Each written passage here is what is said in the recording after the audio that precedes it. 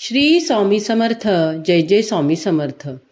आजच्या व्हिडिओमध्ये आपण निंदा चुगलीचा आपल्या आयुष्यावर नकारात्मक परिणाम कशा प्रकारे होतो ते पाहणार आहोत. चला तर मग व्हिडिओला सुरुवात करूया. जो व्यक्ती सतत निंदा किंवा चुगली करतो तो स्वतःहून दुःखी आणि अस्वस्थ राहतो, भलेही त्याची तशी इच्छा नसेल. कारण तो आपल्या मनात नकारात्मकता सतत साठवून ठेवत असतो. जेव्हा आपण काडीपेटीची काडी पेटवतो तेव्हा तिचे काम असते दुसऱ्या वस्तूंना जसे की दिवा किंवा चूल पेटवणे, पण ती काडी दुसऱ्याला आग लावण्यापूर्वी स्वतःला प्रथम जाळून घेते. याचप्रमाणे जो व्यक्ती दुसऱ्यांबद्दल वाईट बोलतो किंवा दुसऱ्याचे नुकसान करण्याची इच्छा बाळगतो तो व्यक्ती दुसऱ्याचे नुकसान करू शकण्याआधी स्वतःचेच नुकसान करतो. तो स्वतःच्याच आनंदाला आणि शांततेला जाळून टाकतो. थोडक्यात निंदा आणि चुगली यांचे असे साईड इफेक्ट आहेत ज्यामुळे आपले मन आणि जीवन प्रथम नकारात्मकतेने प्रभावित होते आणि नष्ट होते. पुढे पाहूया. घर म्हणजे मंदिर, अतिथी म्हणजे देव. तुमचे घर तुम्हाला खायला धावते आहे का? तुम्हाला अनेकदा तुमच्या घरात भीती वाटते आणि तुमचे घर जणू तुम्हाला खायला धावते आहे असे वाटते. याचे कारण म्हणजे तुमच्या घरात नकारात्मकता म्हणजेच निगेटिव्हिटी खूप जास्त आहे. तुमचे घरात मन लागत नाही कारण तुम्हीच तुमच्या घराचे वातावरण असे बनवले आहे. आता घराला मंदिर कसे बनवावे? तुम्ही तुमच्या घरालाच मंदिर बनवा. हे मंदिर केवळ साफसफाईने नाही तर सकारात्मकतेने, पॉझिटिव्हिटीने बनवले जाते. घरात मंदिर बनवण्यासाठी पुढील गोष्टी टाळल्या पाहिजेत. पहिली गोष्ट आहे चुकीची चर्चा. घरात कोणतीही चुकीची गोष्ट बोलू नका. दुसरा आहे नकारात्मक लोकांना टाळा. घरात कोणी नकारात्मक बोलणारा किंवा वाईट चर्चा करणारा व्यक्ती आला तर त्याचे स्वागत देवाप्रमाणे करा, जेणेकरून तो घरात नकारात्मकता पसरवणार नाही. ज्या घरात अतिथीचा आदर सत्कार होतो त्या घरात भगवान वास करतात. तिसरा आहे अतिथींचा सन्मान आणि सौभाग्यशाली स्त्रिया. आजकाल 90% घरांमध्ये अतिथींना पाहून स्त्रिया कशा वागतात ते आता आपण पाहूया. पहिला आहे आनंदी स्त्रिया. काही स्त्रिया अशा असतात ज्यांच्या घरी पाहुणे आले की त्या आतून खूप आनंदित होतात. त्या हसत मुखाने विचारतात, या बसा, काय घ्याल, चहा, कॉफी. त्या अतिथींना देवाने दिलेली सेवा करण्याची संधी मानतात. अशा स्त्रिया परम सौभाग्यशाली असतात आणि त्यांच्यामुळे घराची शोभा वाढते. दुसऱ्या प्रकारच्या स्त्रिया म्हणजे नाराज स्त्रिया. काही स्त्रिया अतिथींना पाहून तोंड पाडतात आणि मनात विचार करतात, अरे कुठे आले हे, आता यांच्यासाठी स्वयंपाक करावा लागेल. ज्या स्त्रिया अतिथींना पाहून नाराज होतात किंवा ज्यांचे डोके धरते त्यांचे घर आपोआपच नरकाच्या श्रेणीत जाते. ज्या घरात अतिथींचा सन्मान होत नाही त्या घरात देव कधीच येत नाही. आता यामध्ये तुम्हाला माता यशोदेचे उदाहरण देऊन अतिथी सेवेचे महत्त्व सांगितले आहे. माता यशोदा मागील जन्मात धरा नावाच्या स्त्री होत्या. त्या आणि त्यांचे पती नंदबाबा जंगलातून लाकडं तोडून बाजारात विकायचे. त्यांना जो पैसा मिळायचा त्यातून ते दारोदार आलेल्या साधू संतांची सेवा करायचे आणि त्यांना भोजन करायचे. एकदा त्यांच्या घरी अतिथी आले, पण घरात अन्न बनवण्यासाठी पैसे नव्हते. पैसे उसने मागण्यासाठी त्या एका व्यक्तीकडे गेल्या. त्या व्यक्तीने पैसे देण्याच्या बदल्यात त्यांच्या चारित्र्यावर घाणेरडी मागणी केली. त्याने माता धरा यांच्याकडे त्यांचे स्तन मागितले. आपल्या अतिथींसाठी भोजन तयार करण्यासाठी माता धरा यांनी चाकूने स्वतःचे स्तन कापून त्या व्यक्तीला दिले आणि त्या बदल्यात मिळालेल्या पैशांतून साधूंसाठी भोजन तयार केले. त्यांचे संपूर्ण शरीर रक्ताने माखले होते. इतका मोठा त्याग करूनही त्यांनी अतिथी सेवा केली. म्हणूनच ज्या घरात आई म्हणजेच स्त्री आनंदी असते, वडील म्हणजेच पुरुष आनंदी असतात आणि अतिथी आनंदी असतो त्या घरात देव स्वतःहून चालत येतो. म्हणूनच अतिथी देवो भव, अतिथी हे देवाप्रमाणे आहेत, ही शिकवण प्रत्येकाने अंगीकारायला हवी. ज्या स्त्रीने चाकूने स्वतःचे स्तन कापले तिला किती वेदना झाल्या असतील.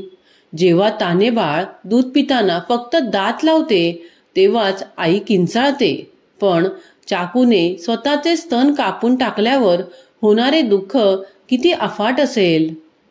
माताधरांनी हे सर्व दुःख एकाच ध्येयासाठी सहन केले. अतिथी भुकेला परत जाऊ नये. अतिथीप्रती असलेली त्यांची ही अढळ निष्ठा पाहून अतिथीच्या रूपात आलेले देव म्हणजेच भगवान प्रकट झाले. प्रकट झाल्यावर देवाने सांगितले की मी तुमच्या घरी परीक्षा घेण्यासाठी आलो होतो, आणि ती सुद्धा अशा वेळी जेव्हा तुमच्या घरात अन्नाचा एकही दाणा नव्हता.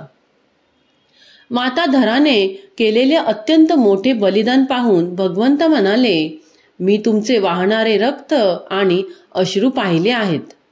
पुढील जन्मी मी तुमचं दूध पिऊन हे ऋण फेडायला येईल. अशा प्रकारे पुढील जन्मात याच धरा मातेला यशोदा बनण्याचे भाग्य लाभले आणि जगाचा पालनहार असूनही श्रीकृष्ण म्हणून जन्म घेऊन त्यांनी देवकी मातेचे नव्हे तर यशोदा मातेचे दूध पिऊन संत सेवेचे ते ऋण फेडले. निंदा आणि चुगली करण्यात वेळ घालवू नका. आपण दुसऱ्यांचे लाखो दोष पाहतो, पण त्यातून आपल्याला काय मिळते? दुसऱ्यांचे दोष पाहण्याऐवजी स्वतःचे दोष, स्वतःच्या चुका पहा आणि स्वतःला सुधारा.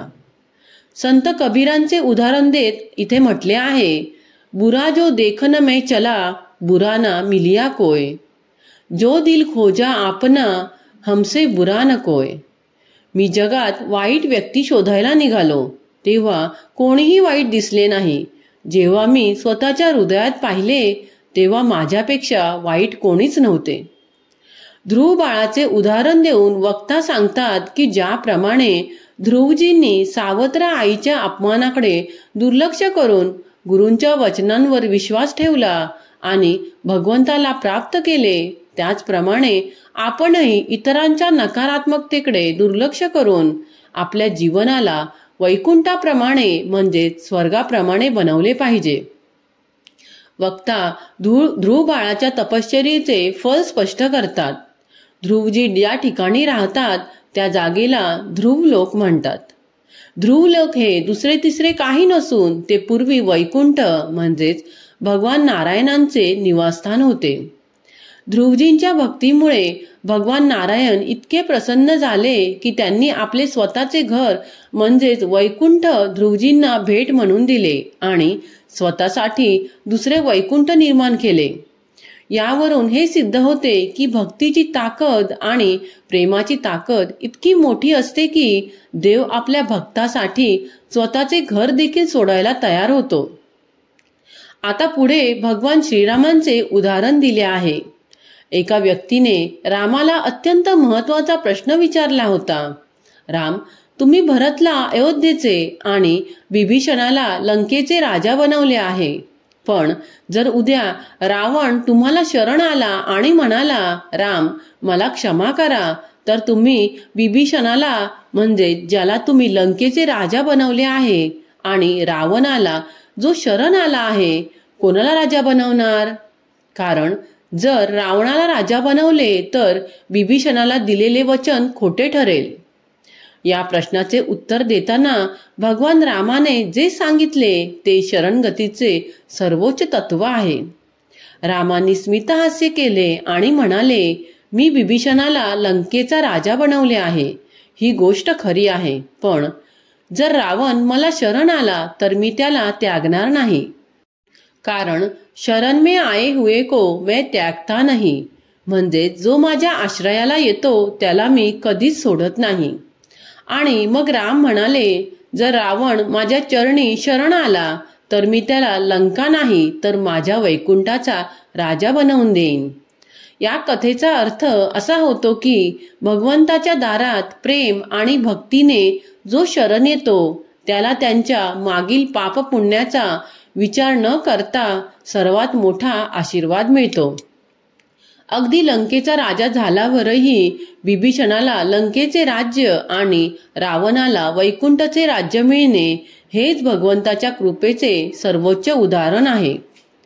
वक्ता ईश्वराच्या भक्तांना मिळणारा सन्मान आणि जीवनात सुख दुःख काय येते यावर भाष्य करतात.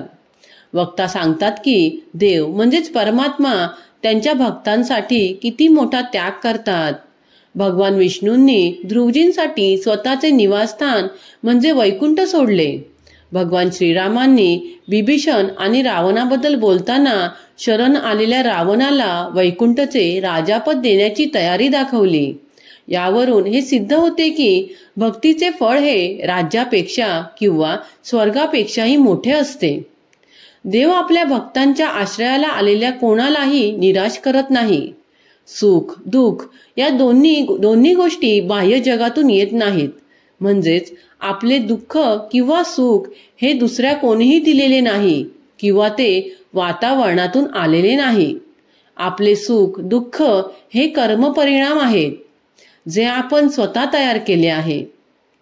या जीवनात तुमच्यासोबत जे काही चांगले किंवा वाईट घडते ते तुम्ही तुमच्या मागच्या कर्मानुसार मिळवलेले फळ असते.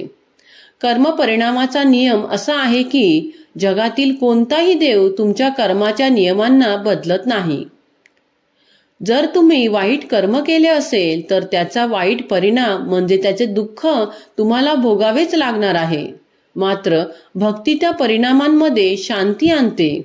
भक्ती दुःखाला नष्ट करत नाही पण दुःख सहन करण्याची शक्ती देते. भक्तीमुळे दुःख संपत नाही परंतु ती दुःखामुळे होणारी अशांती दूर करते. भक्त दुःखामध्येही शांत राहतो.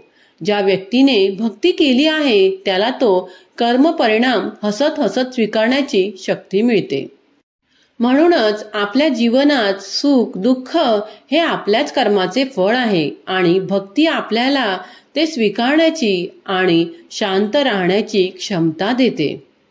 तर मित्रांनो आणि मैत्रिणींनो, तुम्हाला माझा आजचा हा व्हिडिओ आवडला असेल तर व्हिडिओला लाईक शेअर आणि माझ्या चॅनलला सबस्क्राईब करायला विसरू नका. पुन्हा भेटूया अशाच एका नवीन व्हिडिओ सोबत. धन्यवाद.